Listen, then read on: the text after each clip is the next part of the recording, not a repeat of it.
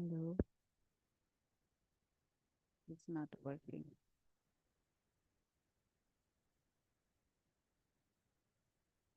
Hello, everyone. Good evening, and welcome to the Thursday night.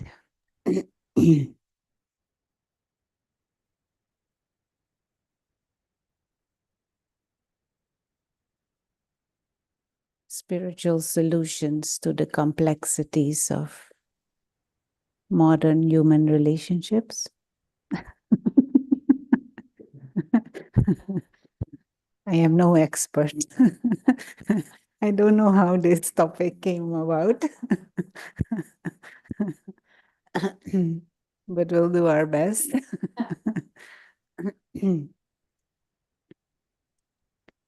So, what are the complexities of human relationships? Before we can think of solutions, before we can think of spiritual solutions, maybe we should identify what are some of those complexities in modern human relationships, as if relationships were not always similar. Any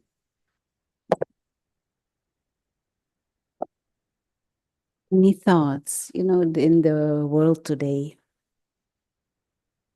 there is so much talk about love. Yeah. Every book has something to say about love. Every movie is something to do with love. Every song is about love or pain, of love lost, or heartbreak, or proclaiming love. Why is it that there is so much longing? And maybe how come, if there's so much longing and if there's so much desire to experience love and harmony, how come that there is so much complexity? Maybe even pain and suffering? Because at the same time that there is such longing and so much usage of this word love, at the same time, the divorce rate is higher than ever. Domestic violence is higher than ever. Mental problems related to relationships, complications is higher than ever. So, what is it that we're doing wrong, and what is it that we may need to tweak or we may need to look at differently? What is the complexity that we are dealing with? Anyone want to say? That is a complexity. It is complex to love self. Okay. Self love. So there is a lack of self love, and that is why there is problem. Very good. Looking for love instead of being it. Very good. Looking for love instead of being loving. That would be nice, no?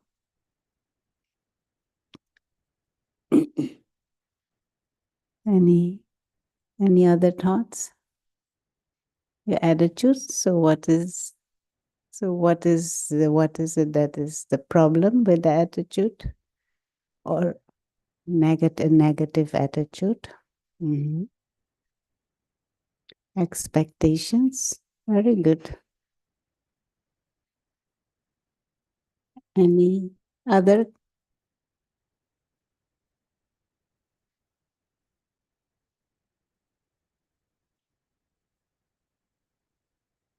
We don't have relationships, so we don't have complexities.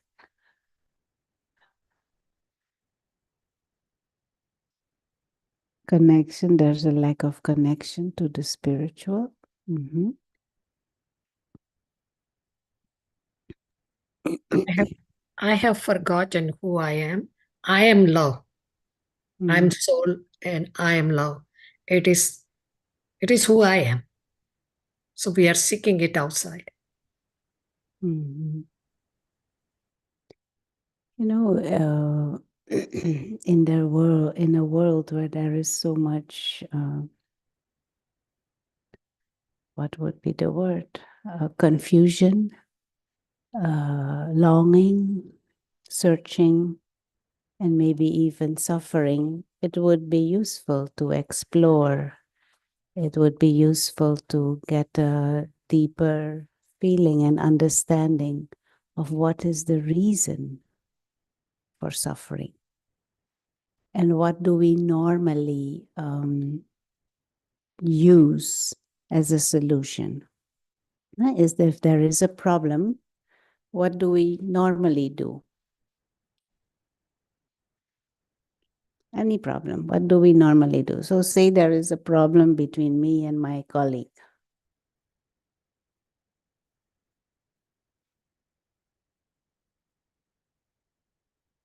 Come, come. Mm-hmm.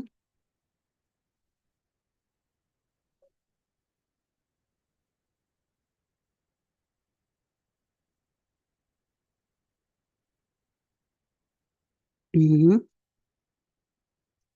There are generally,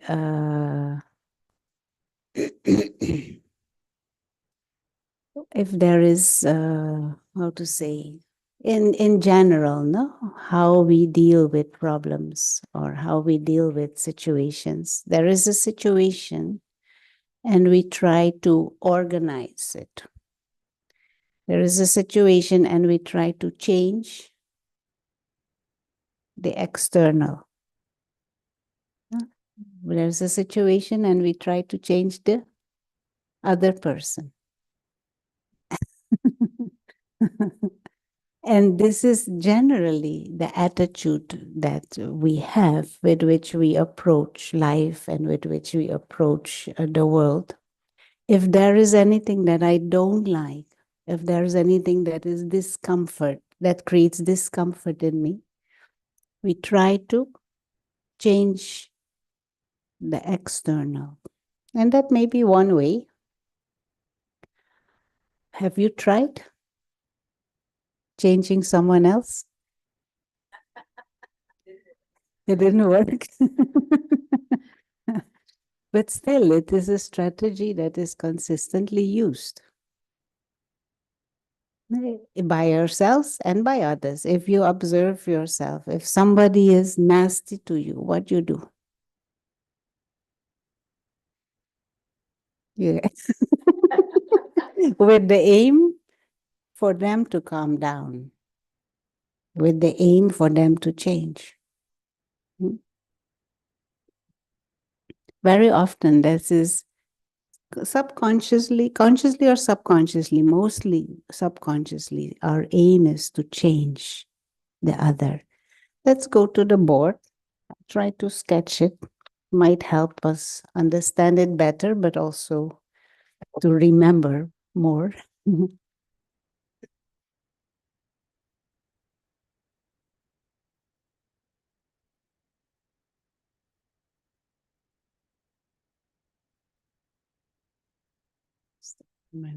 Is it visible on Zoom? Yes, sister. Yes. Yes. Okay, so if we try to sketch our life in a simplistic way, so say this is you, and our life is an interaction between, and our life experiences is an interaction between you, me, and the things around us and the people around us. No? So, for example, there's your body, there are your friends, relatives, there is what? Job, there There is your financial circumstances. There is your, what else is there? Your TikTok account. Instagram. Cell All phone. kinds of things. Cell phone. Your cell phone. This is your cell phone. Many people in Manhattan don't have, but this is your cell phone. So your car is not Tesla, but it will do. Food. The pet. Oh yeah, that is more difficult to draw. The pet. So simplified life is an interaction between you and the things around us. And if there is a mismatch, we call it stress, no, or discomfort. No, somehow I don't get along with the boss. There's a mismatch between me and the boss. Don't like the job. There's a mismatch between me and the job. I don't like the food. There's mismatch with food, so I go to another restaurant. Yeah? So I don't like the job. What I do? I change the job. You don't like your cell phone? What you do? You get another cell phone. You don't like your TikTok account? You switch to Twitter. That this is generally how we tend to deal with things. You don't like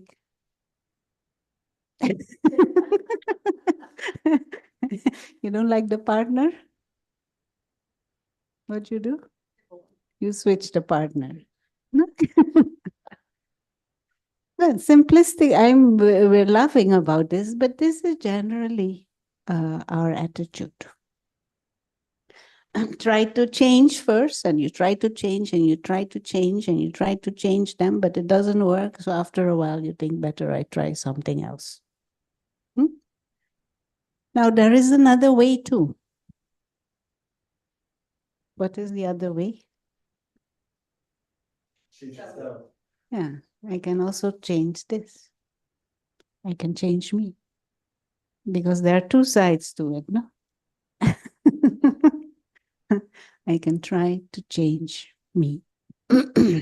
Now, what is the characteristic of an interaction that is unpleasant? Not only with people, but what spoils an interaction?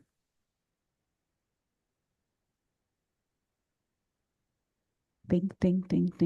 What spoils an interaction? Conflict? Afraid of change? Difference in opinion? Expectations? Expectations, that is a big thing, no? But say the chair, you're sitting on the chair. So you have some kind of relationship with the chair.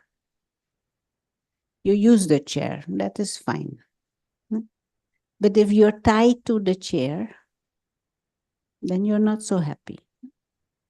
If you get stuck to the chair, then you feel this is a very unpleasant situation. But if you just use it, you can up and go. You can give it to someone else. You can carry it if you want to. Then you're fine. As long as you're not stuck to it. Because if you're stuck to it, then it becomes a problem. Isn't it? Then you're as if in bondage to this chair. And once we are stuck, we have lost our freedom. We have lost our power to freely do what we feel is useful or what we want. But if you have a relationship of freedom, then there's no problem. I can use it, I can care for it, I can clean it, I can share it with others, I cannot use it. That's fine. But when I get stuck to it, I don't have choice. It will just, wherever I go, it will be stuck. And it becomes an obstacle and a problem. So an interaction of freedom or an interaction of bondage. You understand the now in human interaction, what is that bondage? It was already mentioned twice.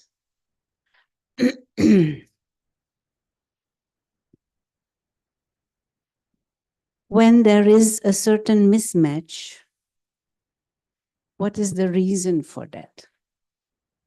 Because deeper inside, we have allowed expectations to grow. And the moment in human interactions, or any interaction, when you grow expectation, what is the problem with expectation?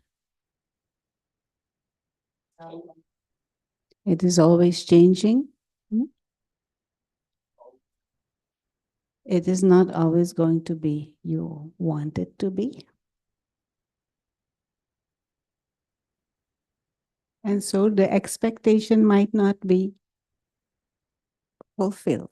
And if it is not fulfilled, then how do you feel? Disappointed and disillusioned.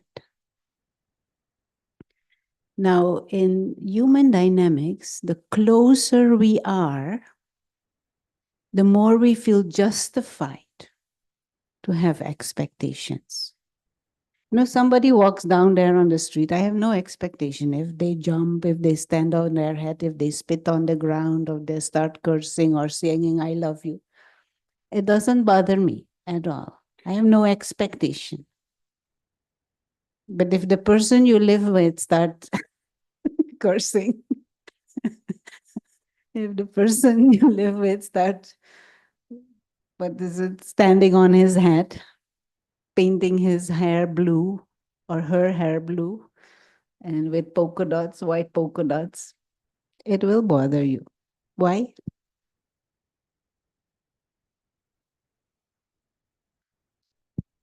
Why?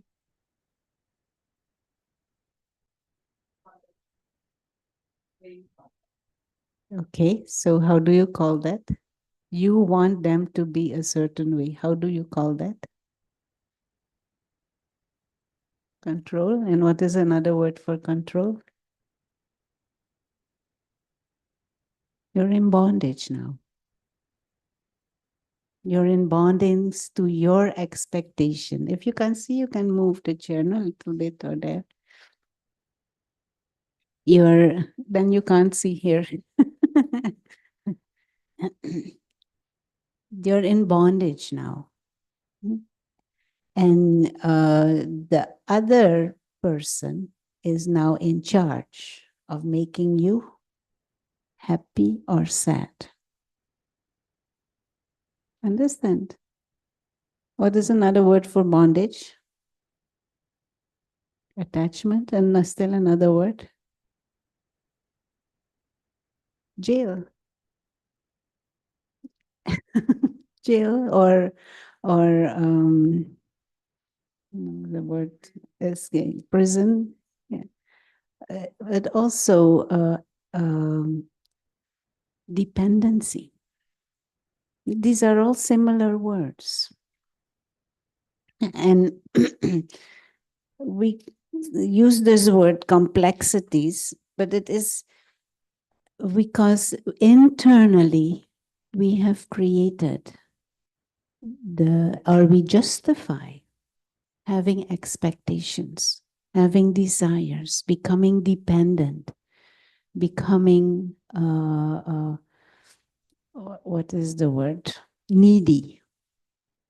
And we feel justified thinking and believing that the other has to fulfill that. And then our heart gets hurt. And what we do then?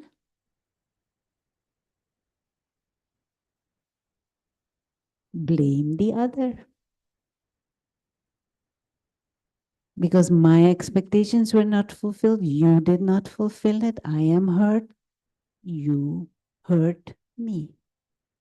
I'm simplifying it, but you understand the dynamics. And we think this is normal, this is natural. We think this is the way that life is.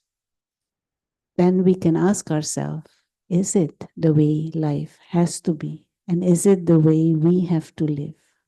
And is it natural to have desires and expectations of others or of things or of situations always?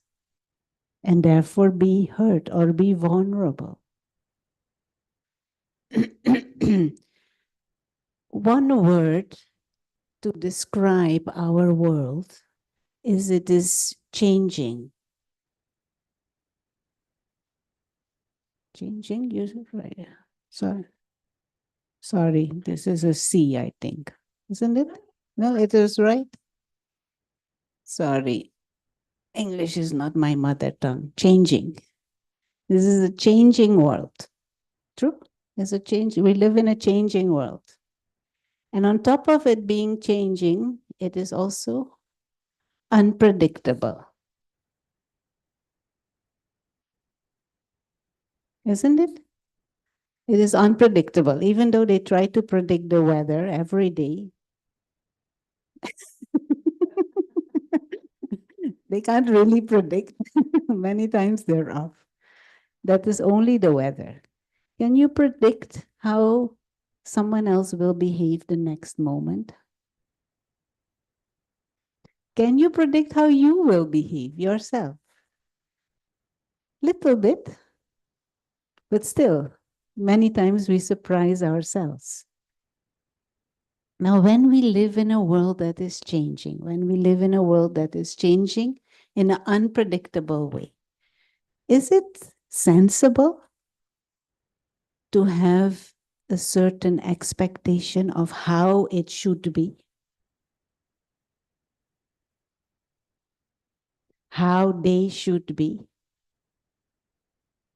No. Because you make yourself very vulnerable doing that. If you're having these expectations, then anytime you can be disillusioned, anytime you can be disheartened, anytime you can be hurt. And if you don't stop it there, you start blaming the other. And that complicates the relationship, a further downward spiral. Now, can we stop this?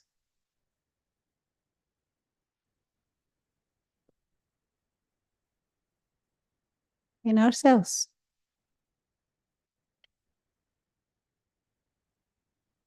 We agree that all of this is unpredictable and that it can change and will change anytime, even your body. Anything can happen anytime.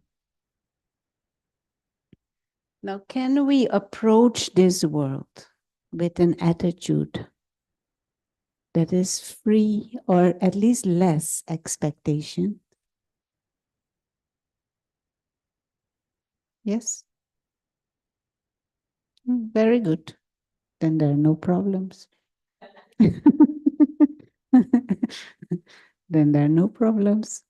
But can you see this, how desires and expectations spoil the quality of my experience? There is this statement in spiritual understandings: be prepared for the unexpected. Then you are okay at every level. Be prepared for the unexpected. And when you are prepared for the unexpected, you are free from insecurities. Because you don't say, it has to be like this, I want it to be like this, they should be. And then you're insecure whether it will happen or not. And insecurity is your energy drainer. Anxieties and insecurity drains your energy. It drains your concentration power. It drains your decision-making power, insecurities and anxiety. So if you save that energy, no expectations, prepared for the unexpected. You don't get tired, then you're in a position to give instead of in a position to expect, to take. When you're full, you need nothing. But when you create these desires and expectations and you drain your energy, you're all the time, please, please, please, please, please, please. Do as I say, please. Say what I want. Say what I need. Please give me what I need. And sometimes they give, but sometimes they don't. And not because they're necessarily bad, but they don't exist to be serving your expectations. They have their own. Understand and the moment we create an expectation. No, so for example, if I create an expectation that you all will smile all the time at me, what I do?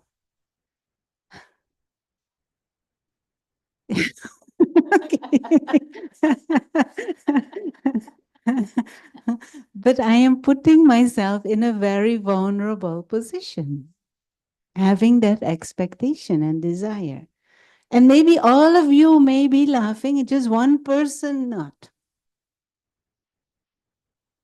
I'm making myself miserable. All of them are smiling, just that one person not smiling at me. And I feel, oh, did I do something wrong? What is wrong? And I spoiled my night.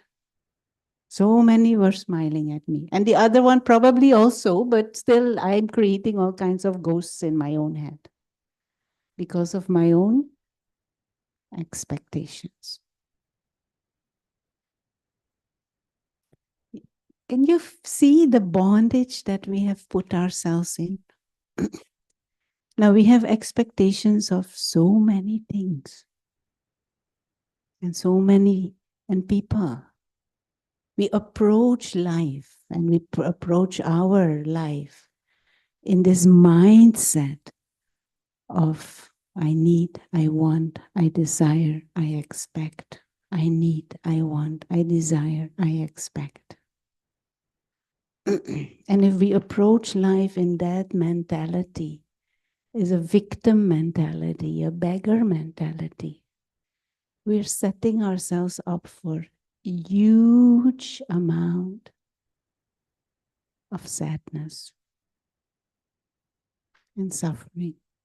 And it becomes like a self-fulfilling prophecy because then we feel, see, nobody fulfills, nobody is worthy, nobody is loving, nobody is good. So then we expect the worst and then we get the worst and we blame everybody else.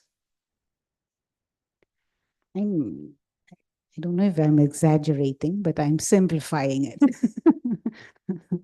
So can we approach life in this mentality of fullness and not expecting?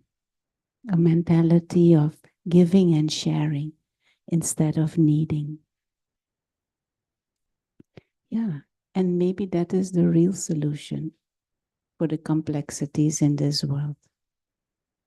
Even at a macro level, no? If nations would position themselves to serve each other, would we have wars?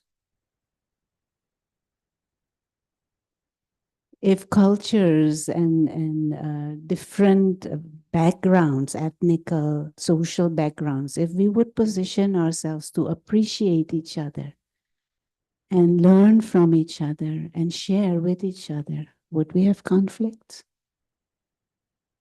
We might have difference of opinions and difference of what we prefer for ourselves, but we will not fight.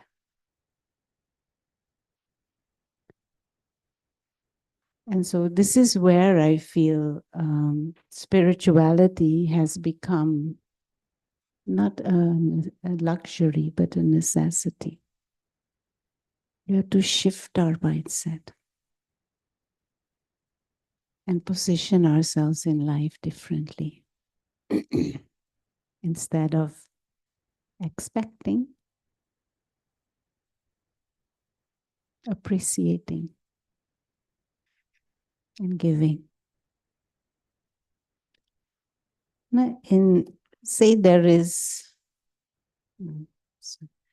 so in this changing and this unpredictable changing world, to approach it with expectations,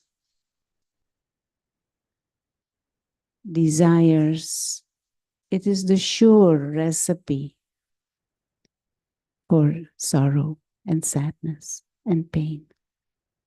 Is the opposite of love, is the opposite what deeper inside we feel would be useful. Simple example. Here is Anita.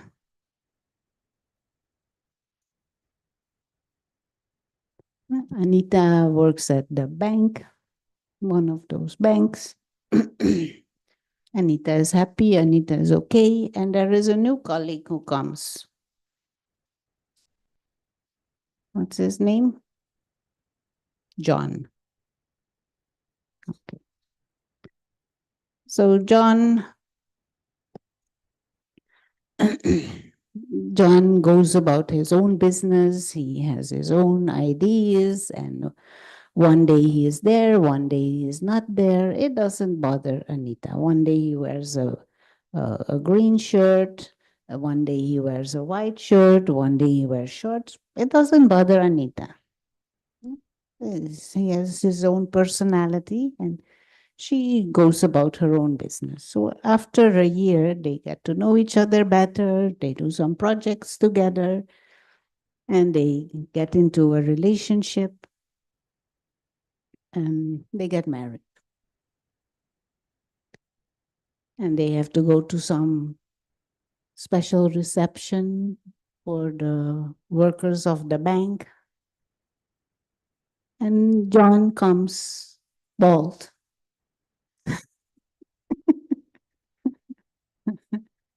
With some purple shirt and some whatever, some big hat on his. Will Anita still be coolness personified?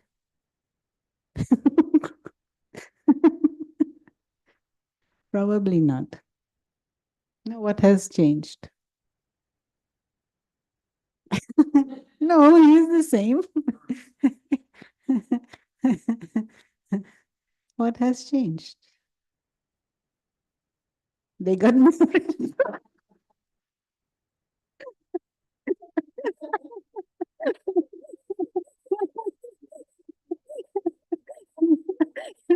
They got married. So they got married.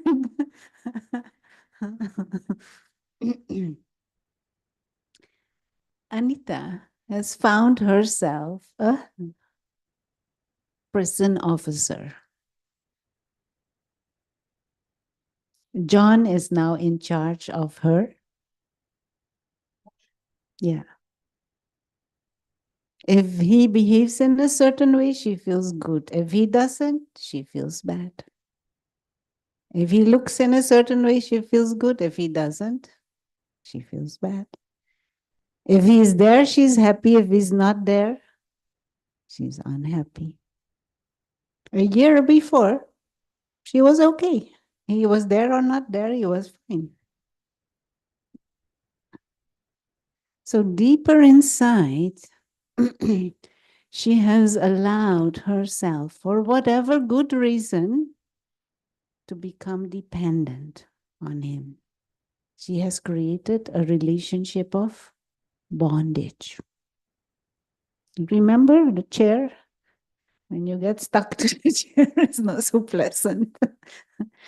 She has created expectations. desires subconsciously. Most of it is subconsciously. And actually, in today's world, we call this, what do we call this? Normal, and we call this love.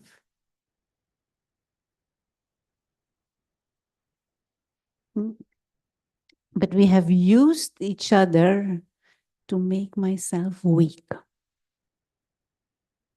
And love should be free and to make each other strong.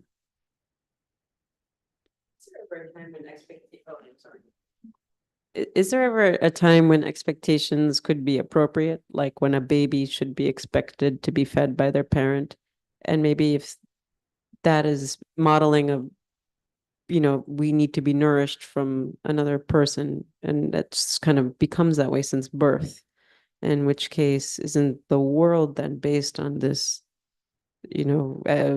transactional type of relationship? There are maybe situations where it is appropriate, but this is definitely not one of them. And so let us focus on the ones that are largely subconscious but not appropriate. Is this making me or the other or both of us stronger, or is it making me weaker? That is the deeper question. And if it is making me weaker, why do we call it love? So we need to redefine our understanding of love if we want to have interactions that are fulfilling, a higher quality of life. and approach this life. Where did I write it? I didn't.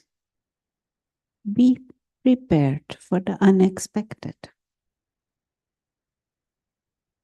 And if you were strong and in any interaction, which one is more pleasant, where someone is all the time asking, or someone who is all the time giving and sharing? It is obvious, no? So if I am all the time nagging and asking and begging and expecting and demanding, what will happen? Demand is even worse, no? Not worse, but I mean a bit stronger expectation. What will happen? The other will do the opposite of what you're expecting. They will run away. They will actually run away. No, one friend some years back, he tells me, but Rona, I really like it when my girlfriend tells me, oh, please don't go anywhere. Come, stay with me. I can't stay with you without you. I don't like to be alone. And he says to me, I really like it. I feel so good when she tells me this. Don't go anywhere. Please stay with me. So his ego likes this. After 3 months, he tells me, she suffocates me. she suffocates me. She suffocates me. I can't go anywhere. It's as if I have a chain on my foot, then I can't go anywhere. So initially the ego is pleased. But after a while, it is not so pleasant anymore. No, so one simple, what is it, strategy to have interactions of quality is be prepared for the unexpected and have an attitude of giving, of what is it, of adding. You say, what is a better word for this? Cooperating, an attitude of offering, of sharing, instead of me, I, me, mine.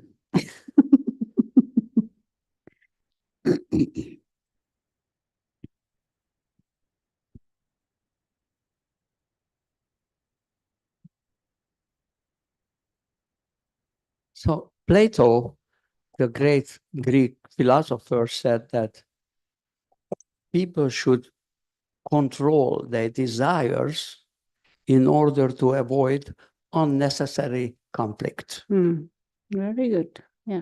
Yeah. Very good.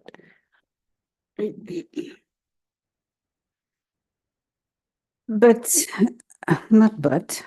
On top of that, maybe we could be living our life and creating an internal attitude in such a way that we don't have to control desires, but that there maybe are no desires or much less desires.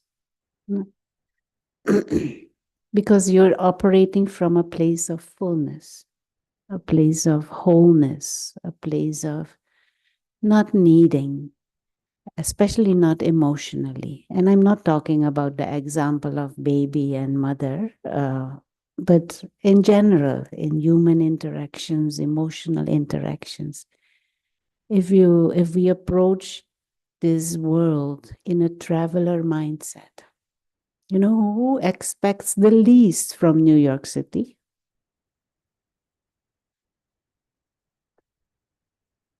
The tourists.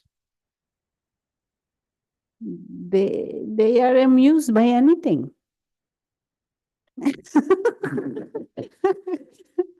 They are amused by anything because, and they just say, of course, this is New York City. Anything is possible. The imaginable and the unimaginable, the math and the good and the bad and the everything is possible. They're just amazed. They will take pictures, put on their Facebook of one big pothole in the middle of Fifth Avenue. They don't have the attitude of expecting, or they're just wow in awe with Times Square, huge billboard, so much noise everywhere. Those who live there, they feel this is noise pollution and visual pollution and everything pollution. But tourists, they are just, no wonder. Can we have the tourist attitude in life?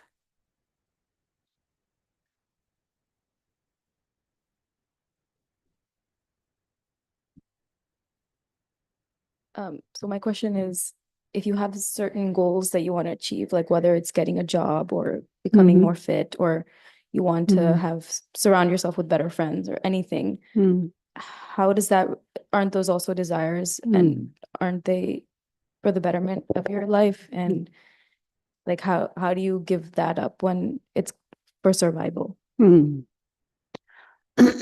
First of all, there is always behind these deeper these type of desires or expectations or wants, it is useful to decode them because there is a deeper experience that we long for.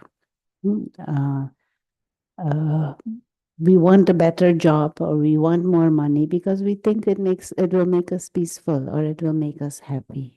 We want a different context. We want to achieve certain things because we feel when we are successful, we will be loved and we will be respected. And we will love and respect ourselves. I'm just giving simple example. So behind many of those desires, there is a deeper longing that we want to fulfill.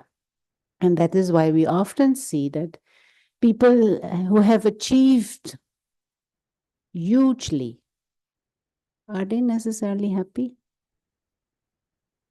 It is amazing when you see the Forbes list of, they're on antidepressant and sleep medication.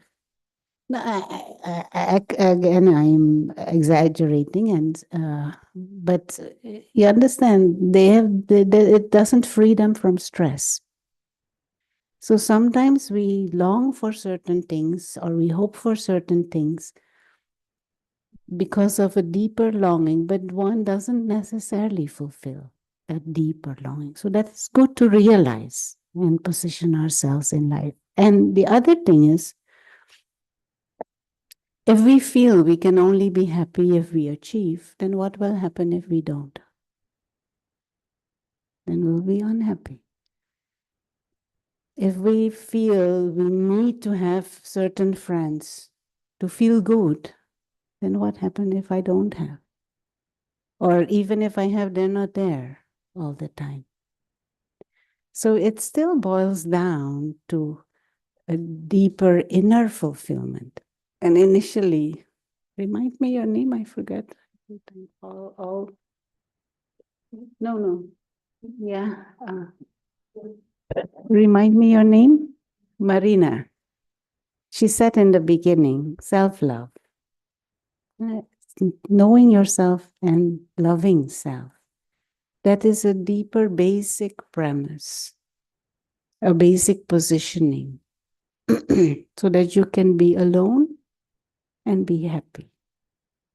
And if you are alone and happy, you have higher possibility to attract the friends that you deeper inside would want to have or surround yourself with, or healthy friendships.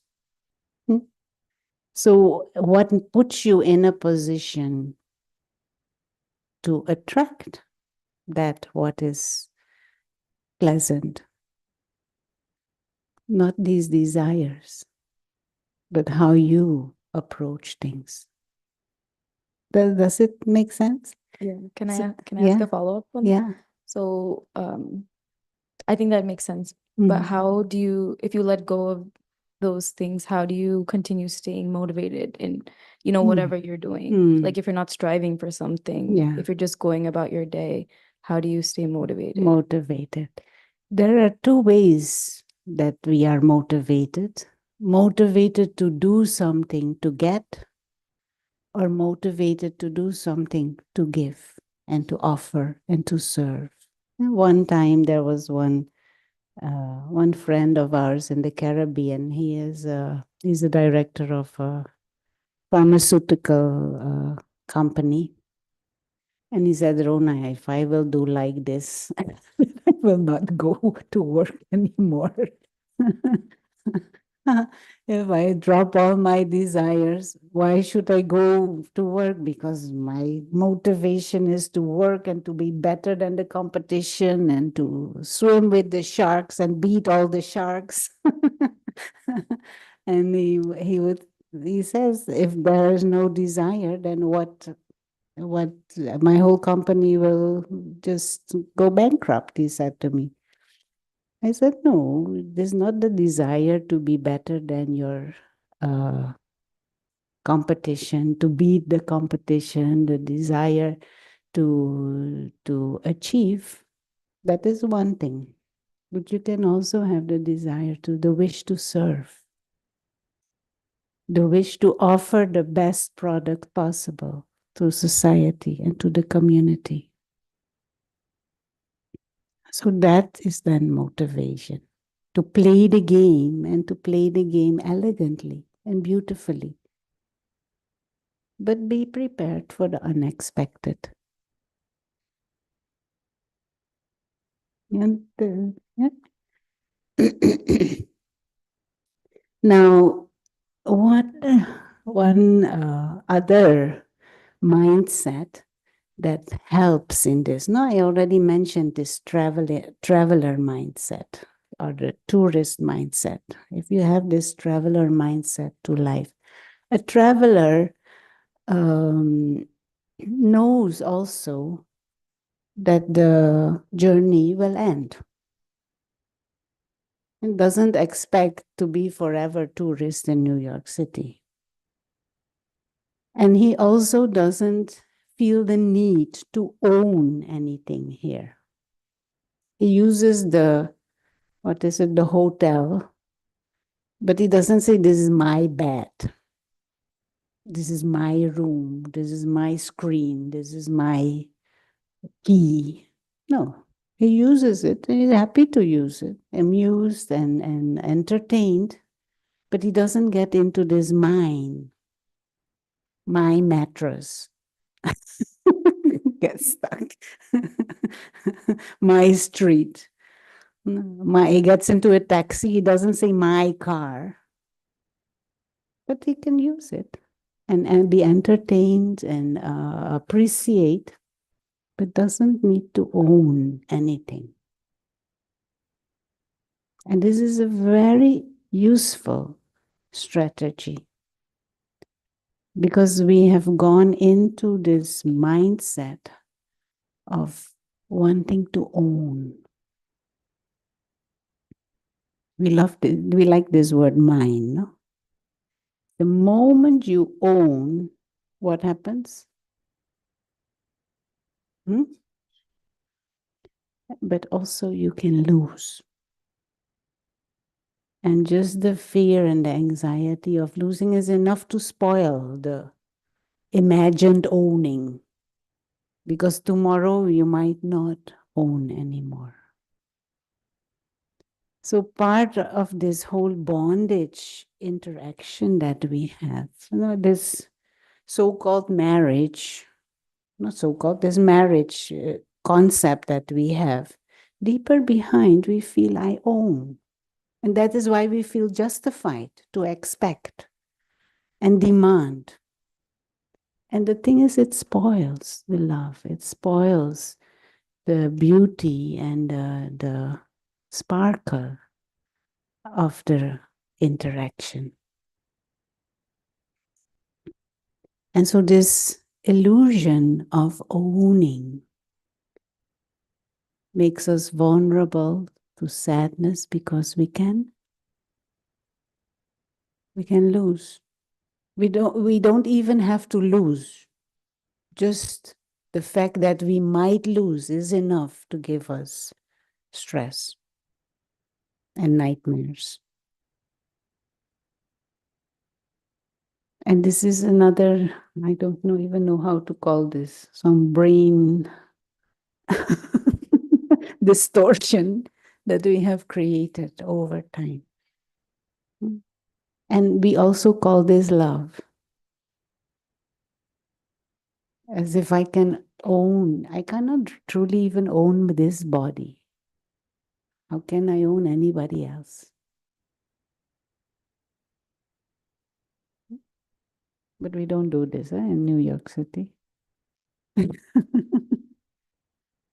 Even this body I have on loan.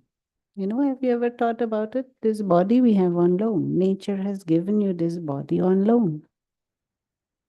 So you use it, you enjoy it, you appreciate it, you care for it, you respect it, you learn from it, you grow, you do things with it. So you're a trustee. It is entrusted to you. But it's not mine. And this attitude of mine spoils. This is why this friend says she suffocates me, because the lady now says, mine, sit here, don't go anywhere. What is it? Chain. The foot.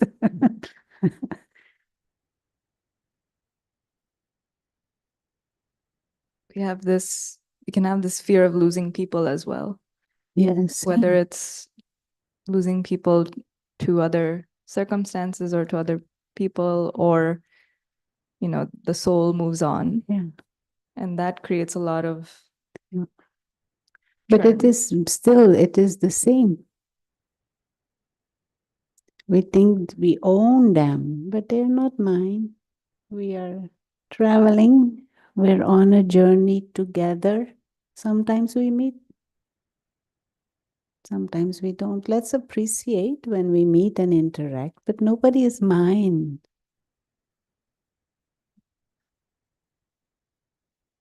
And let us at least appreciate and enjoy the time that we are together instead of being anxious of losing or creating conflict because of desires and expectations.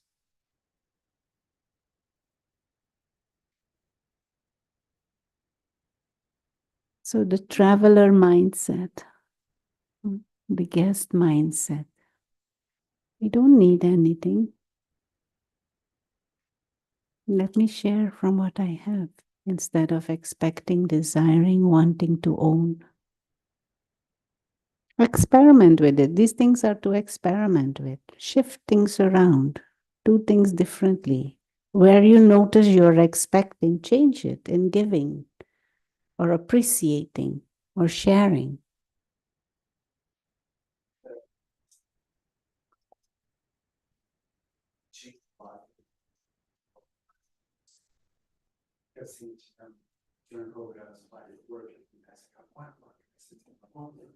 He said, okay, Jerry, I know you want work, but how about once you get the job, what's going to be your attitude once you have the job? And at first, when he said that, I said, what are you talking about? I just got a job. And he said, well, yeah, you're working with a bunch of people, supervisors, and managers. What's your attitude? Like, what's that? Now that you're seeing shift, that shift in my mindset. A slogan that I try to use all the time, if I remember, we should not desire, we should deserve.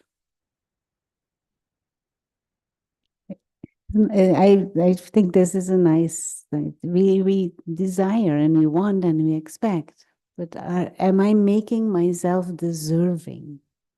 Then it will come. It is a very different positioning. And was the present day mentality in the world is demands and my rights and I expect and of course there is justice and equality and all of that. But how do I position myself in this world? What do I give? What do I give back? And I'll stop with a story. You like stories? Everybody likes stories. Some might have heard this story. It is the story of a poem written by Rabindranath Tagore,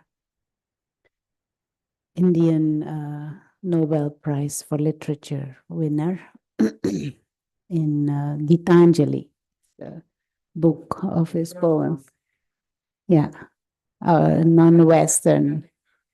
Yeah, the non-Western Nobel Prize winner. Anyway, the poem is called The Beggar and the King of Kings. So there was this beggar in a village who used to beg from door to door. And one day he had the feeling today will be different. So he goes out of the door and he sees a golden light on the horizon, and this light is moving towards his village. So he thinks, wow, really something different will happen. And this golden light enters the village, and it is the King of Kings, God, on a golden chariot. And so this King of Kings enters the street where the beggar is walking. And the beggar said, wow, today my days of poverty are gone. And the King of Kings stops in front of the beggar. And so in his mind, he makes his list, what he's going to ask. What he will get from this King of Kings to be rich. So the King of Kings comes off the chariot, smiles, says hello, and he asks him, what do you have to give to me? Poor beggar. So he goes in his pocket and he looks for the smallest piece of grain he can find, takes it out and puts it in the hand of the King of Kings, who smiles, says thank you, closes his hand, turns around, gets on the chariot, off he goes, leaving this poor beggar disillusioned and disappointed and sad. But what can he do? So he goes on begging and he collects whatever he gets here and there. And in the evening at home, he turns his pockets and his bags to see what he has collected. And amongst the pieces of bread and grains, he finds a little grain of gold, just as small as the grain that he had given to the King of Kings. And so the last sentence of the poem is, I wished and I wept that I had had the heart big enough to give him my all. This is the best strategy in life.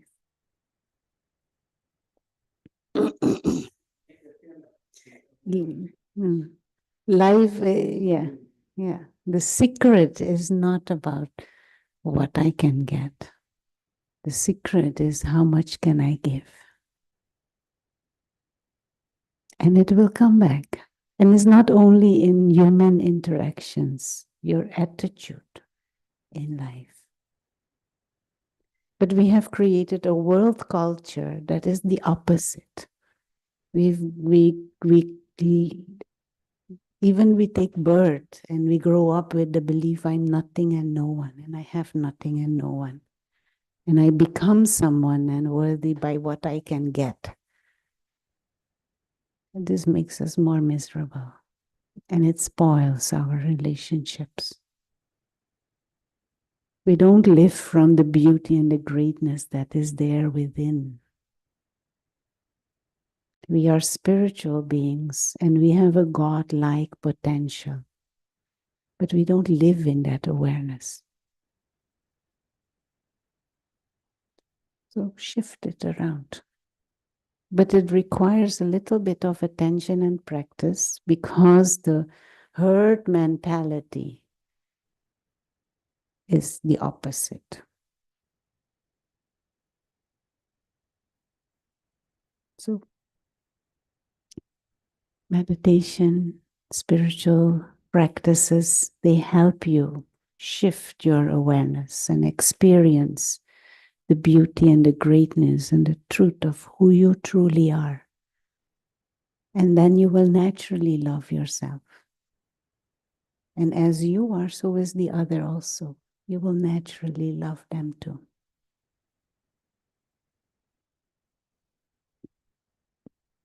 Okay. So no more expectations.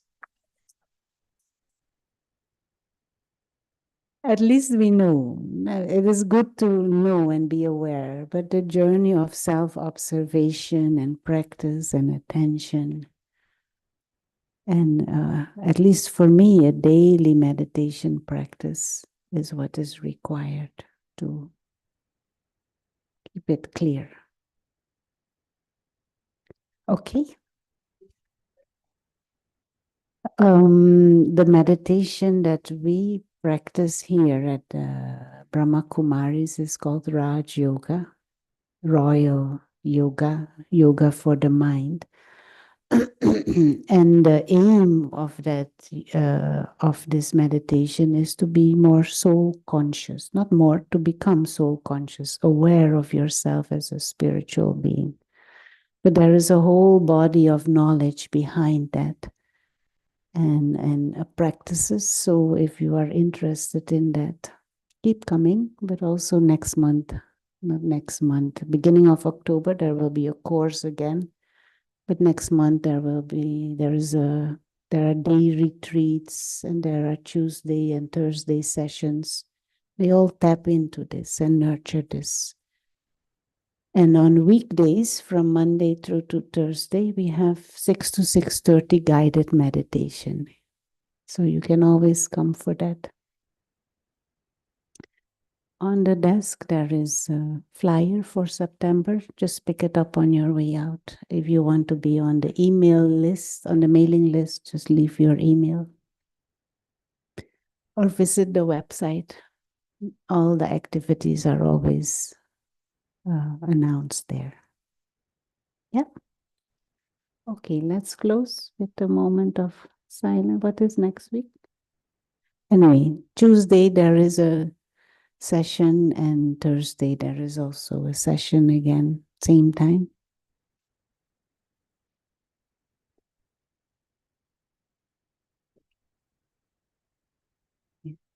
Let's have a moment of silence together.